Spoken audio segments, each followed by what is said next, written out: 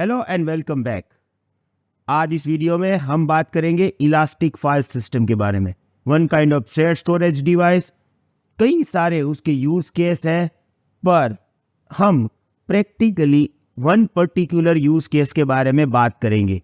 यहाँ पे हमारे पास फाइल सर्वर का भी ऑप्शंस है। We can also set up on premises machines over there and then they are going to store data inside this EFS। ये सब कुछ कर सकते हैं, पर मुझे आपको एक सिंपल रियल वर्ल्ड सिनेरियो दिखाना था, इसीलिए हम EFS के बारे में इस पर्टिकुलर सिनेरियो को प्रैक्टिकली इम्प्लीमेंटेशन करके देखेंगे। देखिए, यहाँ पे मेरे पास दो वेब सर्वर हैं और दोनों web server different availability zone में है। क्यों दो है? क्योंकि मुझे अपनी वेबसाइट के लिए हाई अवेलेबिलिटी चाहिए। अगर कोई भी अवेलेबिलिटी जोन डाउन होता है या कोई भी एक EC2 इंस्टेंस को प्रॉब्लम होगा तो मुझे डाउन टाइम नहीं चाहिए। As per AWS best practices, अगर आपको ये करना है तो आपके EC2 इंस्टेंसेस मल्टीपल होने चाहिए और दोनों डिफरेंट अवेलेबिलिटी जोन में होने चाहिए। तो यहाँ पे मैंने सेम चीज़ की है। अब यहाँ पे अगर मैं EBS यूज़ करता, इलास्टिक ब्लॉक स्टोरेज यूज़ करता, तो EBS का प्रॉब्लम ये है कि वो शेयर्ड स्टोरेज नहीं है। तो इन दिस केस मुझे अपनी वेबसाइट है वो दोनों वेब सर्वर में रखनी पड़ती। उसके बाद अपडेट करना है तो दोनों में जाके मैन्युअल अपडेट करना पड़ता। मुझे ये नहीं करना था, क्योंकि हमारे एग्जाम्पल में तो दो वेब सर्वर है। इन द रियल वर्ल्ड शायद 10 भी हो सकते हैं। तो अगर मेरे पास 10 वेब सर्वर्स है, मैं सभी में वेबसाइट बनाऊंगा और सभी में मैन्युअली अपडेट करने जाऊंगा तो टाइम कंज्यूमिंग प्रोसेस। तो यहाँ पे मुझे चाहिए था शेयर्ड स्टोरेज। ये मेरे दोनों वेब सर्वर लिनक्स है, तो बेस्ट शेयर्ड स्टोरेज मेरे लिए रहेगा EFS, इलास्टिक फाइल सिस्टम। तो यहाँ पे सिनेरियो ये है कि दो वेब सर्वर्स है, दोनों अलग अलग अवेलेबिलिटी जोन में है। AP South 1A and AP South 1B दोनों एक ही EFS वॉल्यूम से कनेक्टेड है और मेरी वेबसाइट EFS के अंदर होस्टेड है या लोडेड है। तो अब क्या होगा, ये वेबसाइट दोनों तरफ से आप ओपन कर सकते हो। अगर मैं यहाँ से अपडेट करूँगा तो दोनों EC2 इंस्टेंसेस एक ही वेबसाइट को ओपन कर रहे हैं, तो वहाँ पे दोनों में ये रिफ्लेक्ट भी हो जाएगा। तो हमें ये इम्प्लीमेंटेशन करना है, उसको रियल टाइम में देखना है, पर जब हम EFS वॉल्यूम यहाँ पे बनाएंगे तो कई सारे ऑप्शंस हमें आते हैं। तो हमें पहले वो सभी ऑप्शंस को समझना पड़ेगा, उस ऑप्शंस के मीनिंग क्या है वो समझना पड़ेगा। उसके बाद इसी को हम प्रैक्टिकली देखने वाले हैं। तो सबसे पहले मैं क्या करता हूँ, अभी मैं अपना स्क्रीन शेयर करता हूँ और मैं आपको बताता हूँ कि कौन से ऑप्शंस आते हैं जब हम EFS को बनाते हैं। तो देखिए, सबसे पहले यहाँ पे मैं EFS में जा रहा हूँ, आई मीन AWS कंसोल, और यहाँ पे मैं EFS में जा रहा हूँ। जब आप EFS में जाएंगे तो यहाँ पे ऑप्शन आएगा क्रिएट फाइल सिस्टम। ना जब आप क्रिएट फाइल सिस्टम करोगे तो सबसे पहले हमें नाम देना पड़ेगा। आई एम गोइंग टू से माई शेयर्ड स्टोरेज। कौन सा हमारा VPC है, VPC के बारे में अभी आपको कोई मालूम नहीं है तो डोंट वरी, हम आगे ये पूरा सीखने वाले हैं। अभी हम इस ऑप्शन को टच नहीं करेंगे, जो भी है एज इट इज रखेंगे। और देखिए, यहाँ पे अगर मैं क्रिएट पर क्लिक करता हूँ तो वो पूरा प्रोसेस जो है वो अपने आप बना लेगा, पर मुझे तो सभी सेटिंग्स को समझना है। तो इसके लिए मुझे क्या करना पड़ेगा, I have to click on customise.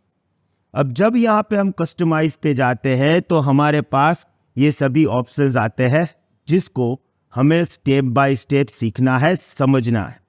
Okay, तो देखिए, यहाँ पे सबसे पहला ऑप्शन मेरे पास है स्टैंडर्ड एंड वन जोन। अगर मैं यहाँ से स्टैंडर्ड सिलेक्ट करता तो जो भी डेटा मैं EFS में स्टोर करूंगा वो अपने आप मल्टीपल अवेलेबिलिटी जोन में रेप्लिकेट होगा और मेरा वेबसाइट या जो भी डेटा है वो काफ़ी सेफ रहेगा, क्योंकि वो मल्टीपल अवेलेबिलिटी जोन में ऑटोमेटिकली रेप्लिकेट हो रहा है, विच इज़ गुड। अगर मैं यहाँ पे वन जोन सिलेक्ट करूँगा तो मेरा जो डेटा है, मेरा जो EFS है, वो एक ही अवेलेबिलिटी जोन में रहेगा। और इसमें प्रॉब्लम ये है कि अगर वो अवेलेबिलिटी जोन डाउन हो गया तो I will be in trouble, right. तो ये अभी आपको डिसाइड करना पड़ेगा, ये कंपनी को डिसाइड करना पड़ेगा कि किस टाइप की उसकी स्ट्रेटजी है। फॉर एग्जाम्पल, अभी मैं आपको जो एग्जाम्पल दे रहा हूँ वहाँ पे एक वेबसाइट है, राइट। तो वेबसाइट छोटा सा हो सकता है, तो आप उसका एक बैकअप ले लो, कभी भी प्रॉब्लम हो तो आप उसको फिर से रिस्टोर कर दो। ये स्ट्रेटजी आप यूज़ करके पैसे बचा सकते हो।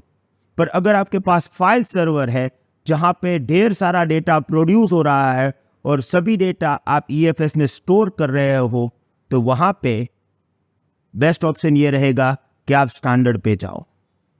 इसके बाद हमारे पास एक ऑप्शन आता है इनेबल ऑटोमेटिक बैकअप। इसमें क्या होगा, देखिए कोई कंपनी है ना, उसकी स्ट्रेटजी है कि डेटा का बैकअप तो लेना ही पड़ेगा। तो यहाँ पे हम ये काम नहीं करेंगे, हम EFS को बोल देंगे कि टेक माय ऑटोमेटिक बैकअप, और वो अपने EFS वॉल्यूम का बैकअप लेता रहेगा अपने आप, राइट। अगर मैं यहाँ से निकाल दूंगा देन कोई भी बैकअप नहीं होगा, ये रिस्पॉन्सिबिलिटी हमारी है, हम मैन्युअल बैकअप ले सकते हैं। Okay, then we have life cycle management. देखिए लाइफ साइकिल मैनेजमेंट में क्या होता है, सबसे पहली बात है यहाँ पे एक ऑप्शन है, एक वर्ड है, देखिए IA। IA का मतलब क्या है, इनफ्रीक्वेंट एक्सेस। तो जो डेटा आप फ्रीक्वेंटली एक्सेस करते हो उसको हम बोलते हैं हॉट डेटा, राइट। जो आप स्टोर करोगे, एक्सेस करोगे ऑन डेली रेगुलर बेसिस। दूसरा हमारे पास है कोल्ड डेटा, आपने स्टोर कर दिया पर आप उसको रिट्राइव नहीं करते। तो यहाँ पे उन लोगों ने एक ऑप्शन दिया हुआ है कि आप जो भी डेटा स्टोर करते हो उनको 30 डेज अगर आप एक्सेस नहीं करते हो तो ऑटोमेटिकली इनफ्रीक्वेंट एक्सेस में डाल देगा। अगर आपका data IA like infrequent access storage में है तो उसके लिए जो चार्जेस है वो कम है। सेम वे अगर आप उस डेटा को कभी भी एक्सेस करते हो तो ऑटोमेटिकली वो स्टैंडर्ड स्टोरेज में आ जाएगा, तो जिससे फिर आपको स्टैंडर्ड के पेमेंट करने पड़ेंगे। इससे क्या होगा, देखिए हमारी एक स्टोरेज सिस्टम है, वहाँ पे ढेर सारा डेटा पड़ा हुआ है, हम सभी को एक्सेस नहीं कर रहे हैं, तो जिसको आप नहीं कर रहे हो उसको आप इनफ्रीक्वेंट में डाल दो, उससे चार्जेस भी कम होगा, राइट। उसके बाद है enable encryption of the data rest, data at rest. तो अगर आपको अपना डेटा इंक्रिप्ट करना है तो आप कर सकते हो। इंक्रिप्शन से फ़ायदा क्या होगा, अगर कोई डेटा जो है वो एक्सेस करना चाहेगा आपके अलावा तो वो नहीं कर सकता है, which is really very secure way to store the data. तो आप इंक्रिप्शन भी कर सकते हो। पर ये सभी ऑप्शंस ठीक है, यहाँ पे सबसे काम के ऑप्शन हैं जो आपको समझने पड़ेंगे, ये सब ऑप्शंस हैं। देखिए यहाँ पे दो चीज़ें हैं, एक तो मैं परफॉर्मेंस सेटिंग में जा रहा हूँ, यहाँ पे एक है थ्रूपुट मोड, देखिए ये है थ्रूपुट मोड, और यहाँ पे जब मैं एडिशनल सेटिंग में जा रहा हूँ ये भी परफॉर्मेंस सेटिंग ही है, पर यहाँ पे है परफॉर्मेंस मोड, राइट। तो पहले आपको ये समझना पड़ेगा थ्रूपुट मोड क्या है एंड परफॉर्मेंस मोड क्या है, दोनों अलग अलग है पर दोनों को समझना पड़ेगा। सबसे पहले मैं आपको समझाता हूँ थ्रूपुट मोड। देखिए थ्रूपुट मोड का मतलब क्या होता है, आप अपने स्टोरेज में कितना डेटा स्टोर कर सकते हो या कितना डेटा आपका स्टोरेज हैंडल कर सकता है, वो थ्रूपुट मोड में आता है। जैसे कि अगर यहां पे आप थ्रूपुट मोड बस स्ट्रिंग ले रहे हो तो इसमें क्या होगा, आपका स्टोरेज है वो जब आप 1 GB डेटा स्टोर कर रहे हो तब इसका जो परफॉर्मेंस आएगा वो आएगा 50 किब। इसका मतलब है जितना डेटा आप स्टोर करोगे उतना परफॉर्मेंस बेटर आएगा। जैसे अगर मैं 1 GB डेटा स्टोर कर रहा हूं तो मुझे डेटा स्टोरेज कैपेसिटी पर सेकंड कितनी मिलेगी? 50 GB data I can store पर सेकंड। अगर मैं 2 GB डेटा स्टोर कर रहा हूं तो वो 100 GB हो जाएगी, 100 GB हो जाएगी। तो एट अ टाइम मेरा स्टोरेज है पर सेकंड 100 GB डेटा हैंडल कर सकता है। ये बस्टिंग मोड है। यहां पे जितना डेटा स्टोरेज आप ज्यादा करोगे उतना थ्रूपुट आपको ज्यादा मिलेगा। ओके, अब यहां पे हमारे पास एक दूसरा मोड भी है, वो है इनहेंस मोड। अब देखिए इनहेंस मोड में क्या होता है, 2 ऑप्शंस यहां पे मिलेंगे, एक इलास्टिक एंड प्रोविजनिंग। इलास्टिक में क्या होता है, जब आप ये सिलेक्ट करते हो कितना डेटा आप स्टोर करते हो, इस हिसाब से नहीं, कितनी जरूरत है आपको उस हिसाब से आपको थ्रूपुट मिलेगा, राइट। और अगर मैं प्रोविजन की बात करूं तो यहां पे आप मीब में अपनी रिक्वायरमेंट जो है वो डाल सकते हो कि मुझे इतना डेटा पर्टिकुलर सेकंड में स्टोर करना है। तो यहां पे अगर आपकी रिक्वायरमेंट हाई स्पीड है तो आप या तो इलास्टिक लो या प्रोविजन लो। इनहेंस में जाके आपकी रिक्वायरमेंट अगर नॉर्मल है तो आप बस्टिंग ले सकते हो। देखिए बस्टिंग में ऐसा होता है कि जितना डेटा आप स्टोर करते हो उस हिसाब से आपको स्पीड मिलता है, थ्रूपुट मिलता है। बट यहां पे हमें यह ध्यान रखना पड़ता है कि कभी जरूरत है तो वहां पे क्रेडिट्स होता है जो हमें स्पीड ज्यादा भी दे सकता है। जैसे मैंने आपको बोला कि अगर मैं 2 GB डेटा स्टोर करता हूं तो मुझे 100 KB मिलता है थ्रूपुट, पर उससे ज्यादा अगर मेरी रिक्वायरमेंट है तो आपको मिल सकता है मैक्सिमम वो 200 तक जा सकता है। तो ऐसा नहीं होगा कि सडनली अगर कोई स्पाइक आ जाएगा तो आपकी सिस्टम ये बोल देगी कि हमारी कैपेसिटी 100 से ज्यादा नहीं है, इसमें बेस्ट आपका इनेबल हो सकता है ना। उसके बाद हमारे पास एक दूसरा ऑप्शन है, देखिए परफॉर्मेंस मोड। डेफिनेटली आप परफॉर्मेंस मोड और थ्रूपुट मोड में थोड़ा सा कंफ्यूज हो जाओगे, तो मैं आपको पूरी सिस्टम समझाता हूं। देखिए थ्रूपुट मोड का मतलब क्या है। जैसे अगर आप एक रेस्टोरेंट में जा रहे हो, राइट, आप रेस्टोरेंट में ऑर्डर करोगे तो वहां पे शेफ आपके लिए फूड कुक करेगा, राइट।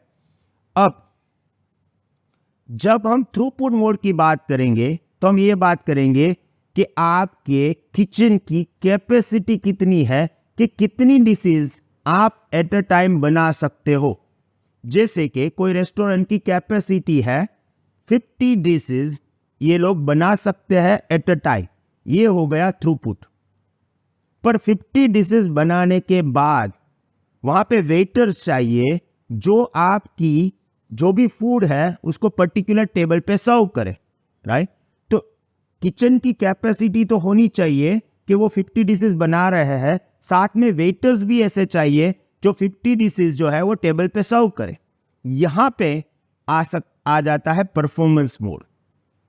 जब हम टेक्निकल मैनर में ये बात करें थ्रूपुट मोड, इसका मतलब है कितना डेटा एक्सेस हो सकता है पर सेकंड। जब हम परफॉर्मेंस मोड की बात करें तो कितनी रिक्वेस्ट आप कर सकते हो पर सेकंड। जैसे मैं 2 रिक्वेस्ट ही कर सकता हूं पर सेकंड, तो यहां पे प्रॉब्लम यह है कि डेटा 100 मेगाबिट्स हम एक्सेस करें पर रिक्वेस्ट सिर्फ 2 लोग कर सकते हैं, तो तीसरी अगर रिक्वेस्ट आई तो क्या होगा।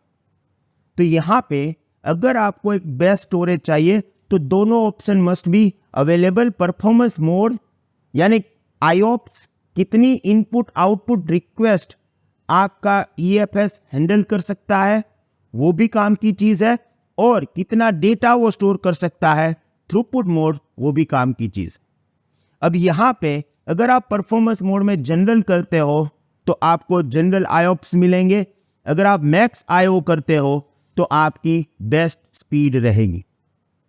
तो अब ये डिसीजन आपको जो भी कंपनीज है उसकी रिक्वायरमेंट के बेसिस पे सिलेक्ट करना है कि which option would be better for you. और उसके बाद हमारा काम बहुत आसान है, नेक्स्ट करोगे EFS हो जाएगा।